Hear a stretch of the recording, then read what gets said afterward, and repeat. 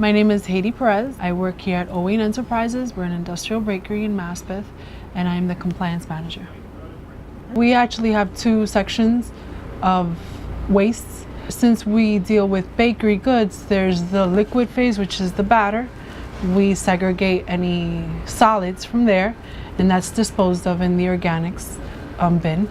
And we have the finished product, which is the bulk of our waste. We've been in business for 20 years. Implementing this was a big feat because of the fact that how do you tell people what's organics, what's not organics?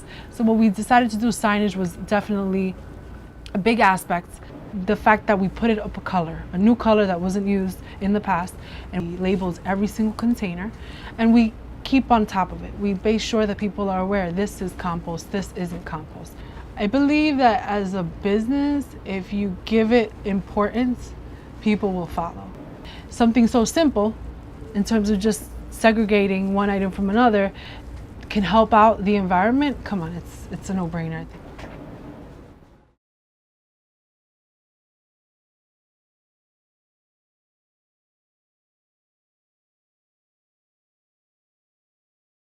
I'm Meg Christman. I'm the General Manager of Green Grape Provisions in Fort Greene, Brooklyn. For our organic waste separation program, we do composting through our commercial hauler. That's for our food scraps, things that are coming out of our kitchen, our produce department, and food that's otherwise inedible. We do meat and bone composting as well, so it's the fat and the bones from our whole animal butchery program. And then another way that we do sort of this waste management in-house is we make our own soap and candles out of rendered animal fat coming from our butcher department. Our mission as a grocery store is to be working as sustainably as possible. Food waste recycling is important because so much of it does not need to end up in a landfill. It can be repurposed and it can go back into the food system and close the loop. The best way to honor all the work that everyone here is doing is to make sure none of it's going to waste.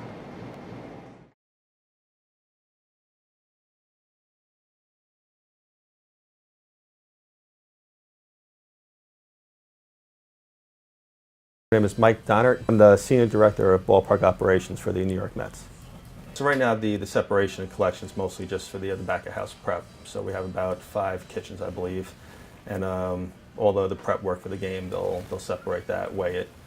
Our concessionaire, Aramark, has very stringent guidelines on minimizing their food waste, so they track and record all the scraps that they generate.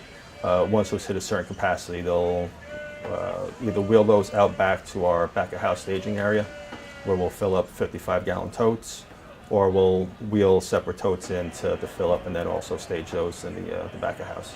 Our organization feels it's important to not only recycle, but to be a leader in the sustainability movement.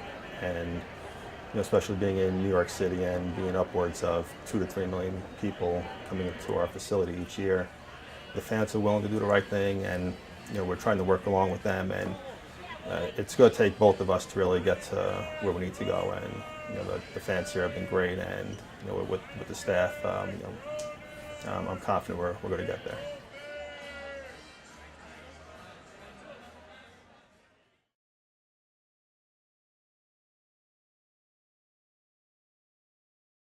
I work for Carino's Foods, LLC. Been employed approximately 26 years, and I am the plant manager. We're importers and distributors of specialty foods. Most of our organic waste would be generated in the production area, as well as through customer returns.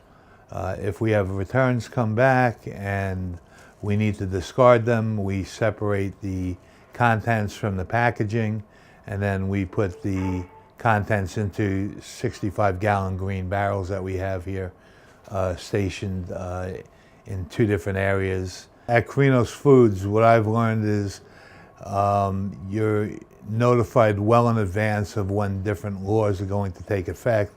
So the best thing to do is institute those procedures and policies into your operation as quickly as you can, so that once a law does go into effect, everybody will be fully trained and you'll be in 100% compliance with the law.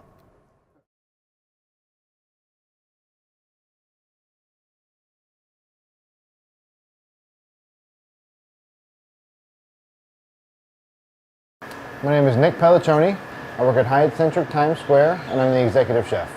So we separate our organic waste and our inorganic waste in different bins. We have an outside carting company that picks it up, and we separate it on the line level with our cooks and stewards. Leading up to the implementation of this, we did a lot of pre-shifting with our staff.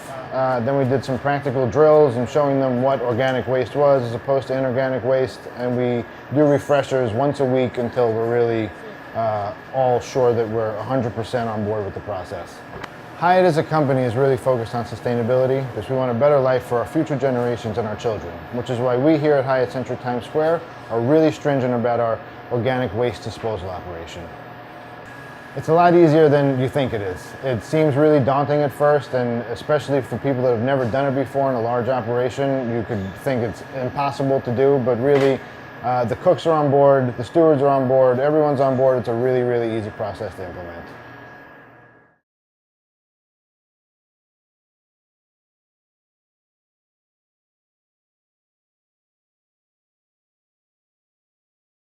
So my name is Juan. I work at Dos Toros at the 668 location. Here at Dos Toros, we use a prep system where we try to use most of the ingredients and have the least minimal waste possible. So one thing Dos Toros can teach other companies is the proper way of prepping. There is a better way to prep and cut items where we can always have the least waste possible. So this is our compost bin. This is where we put our daily prep waste, our avocados, anything that we want to recycle as compost. At the end of the day, we take it upstairs and put it in front of the store where a third party comes and picks it up. Here at Dos Toros, we believe in sustainability. It's part of our DT culture. We have it all over our stores. We believe in giving back. In the end, we just want to do our part.